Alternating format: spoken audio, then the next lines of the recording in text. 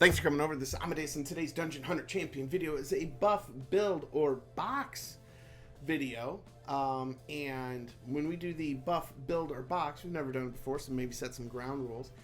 When we're doing the buff, box, and build, we're really looking to figure out whether or not the champion that we're going to look at today should be left in your box, whether you should build it, or if it needs to have a buff. Now, understandably, there's going to be a lot of conversation and opinions both ways. Put those in the comments below. Let's have a conversation because we definitely want to let people know what's going on. And I've gotten so many requests to look through the Nature 4-star champions and which one should we focus on, which one shouldn't we focus on. And I'll be honest, if you want to build a champion, build it. This game is all about having fun. Have fun, build champions, take risks. You know, as far as I'm concerned, that for me is half the fun. That's why I build so many different types of champs and try them out, and why I like so many of the different champs we've built.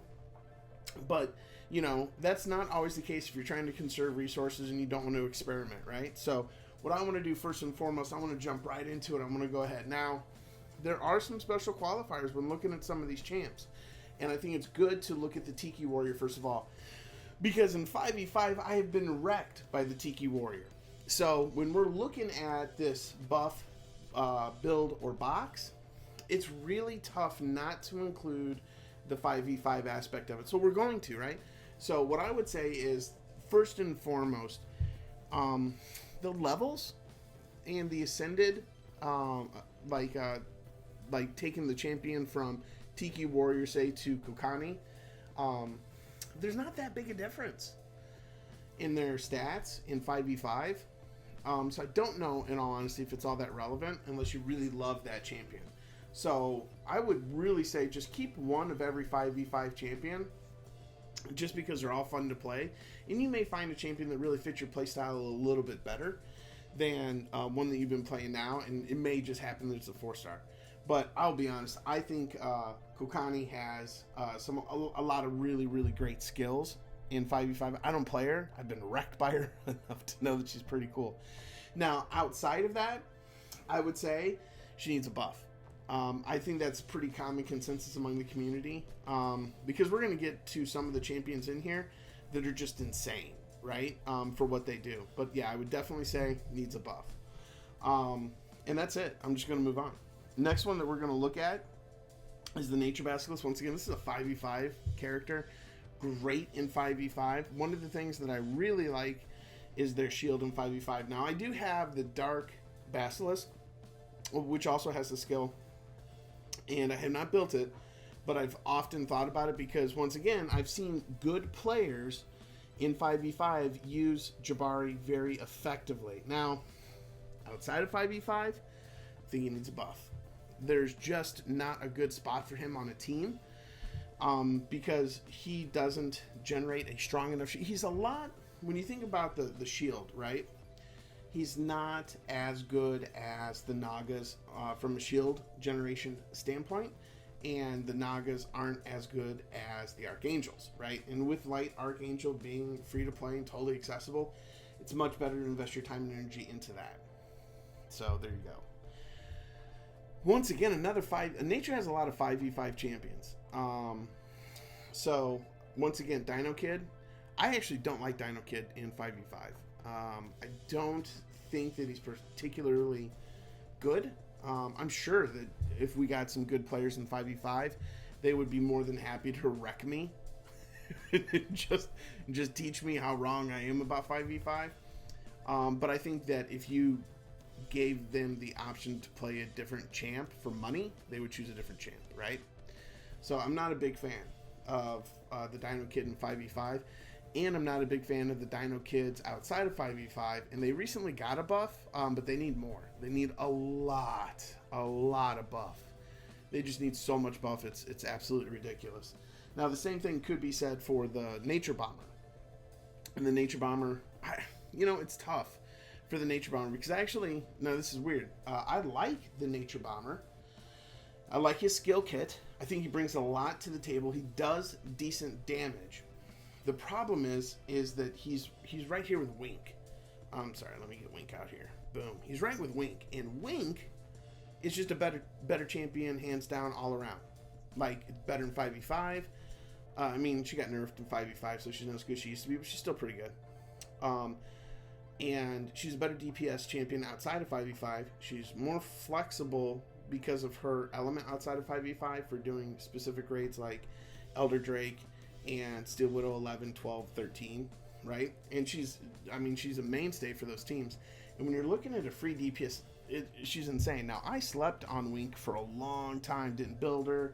It's like, whatever, I don't need her. She's insane, and she's super good. Kyo, you know, here's a really sad and tragic piece about this.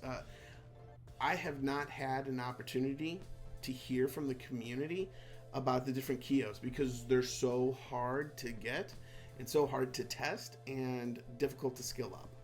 Not necessarily hard to skill up, but difficult to skill up and time consuming. So unfortunately, I can look at the skill set here and I can be like, oh, well, you know, the skill set looks like it could be very good because it offers mortal wounds. As we all know, nature champions with mortal wounds are great in a lot of different situations.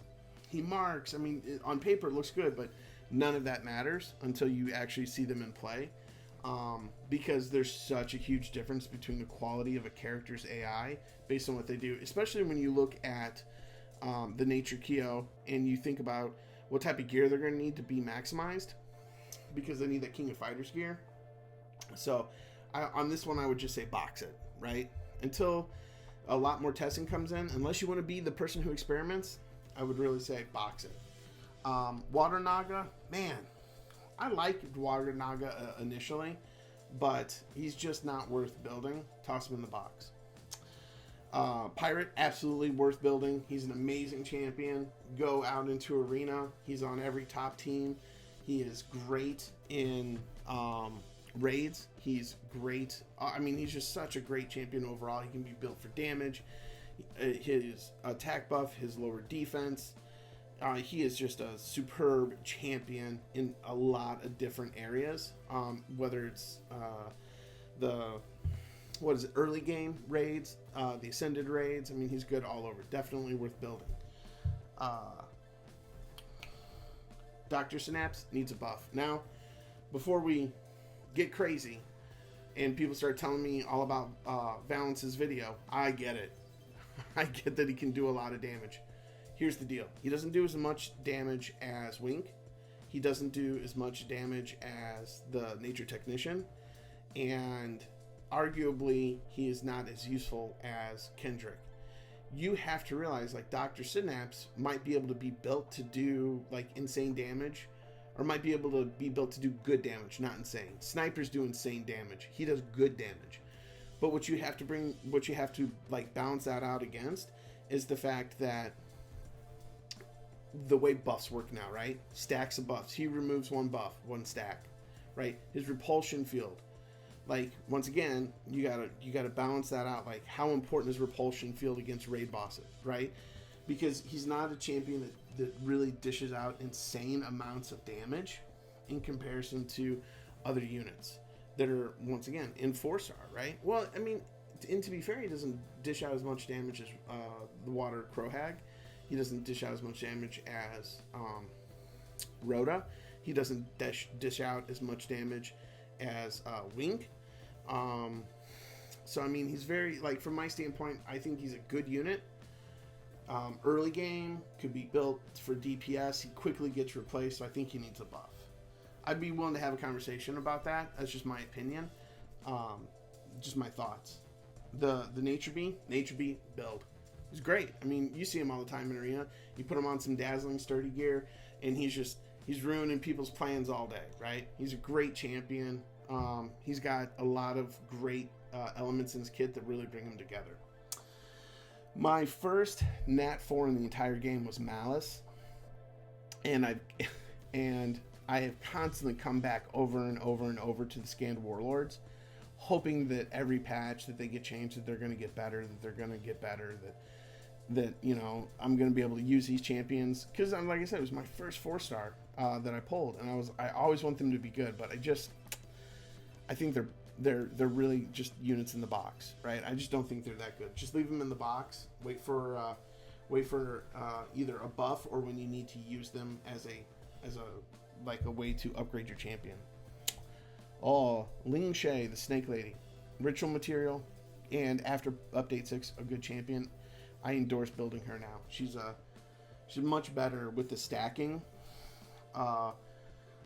With the stacking of her OGD, plus that lower attack on her enfeebling toxin is great, and she's ruthless, absolutely ruthless in 5v5. I have heard nothing but good things about the Espers in general, and on paper, I think Ronnie needs a buff, right?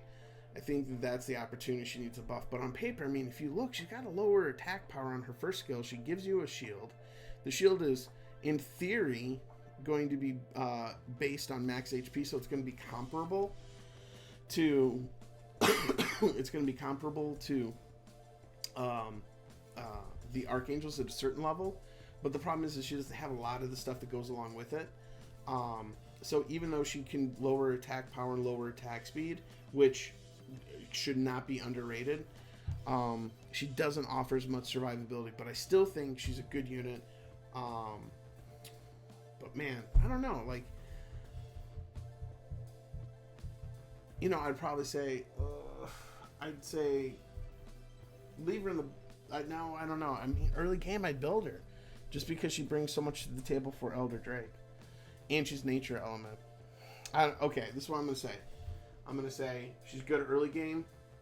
Otherwise, no, I mean, even then, let's see, 5-star max. Okay, boxer. Boom. 5-star max is all I do with that champion, so we got a boxer. Boom. Nature technician, Daria. Fantastic champion. Does insane damage when she's skilled up on good runes. And build her on adept. Because it's all about getting to her skills. She's such a good unit. She doesn't do as much damage as Wink, but she ignores way more defense than Wink does. So I do like her a lot. She's definitely a build. So that's kind of how we wanted to do the buff, box, or build. Let me know what you think in the comments below. Are there elements that we want to cover in the next one? Or are there things that we want to discuss about the units we talked about today? Or if you didn't think that the buff, box, or build designation that we gave to him was worth it, let me know down in the comments below. As always, thanks for watching the videos. Have a great day. Bye.